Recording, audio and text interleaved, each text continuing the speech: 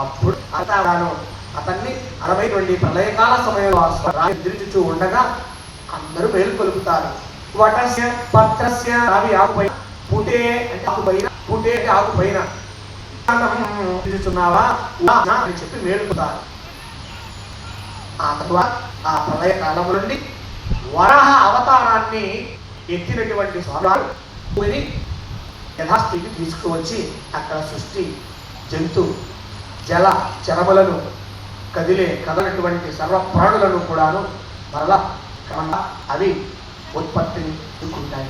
ఆ సమయంలో ఎప్పుడైతే భూదేవి స్వామి వరాహ అవతారం చేత ఉద్ధరించబడు స్వామి ఎప్పుడైతే భూమిని పైకెత్తాడో ఆ సమయంలో భూదేవి మానవులు ఏ కోరికతో ఈ స్తుతిని చదువుతారో వారి వారి కోరికలు నెరవేరుతాయిట. ఇంత విశేషం ఉన్నది ఈ విష్ణు పురాణంలో. దేవి స్వామి వారిని ఈ విధంగా స్తుతిస్తున్నారు. స్వామికి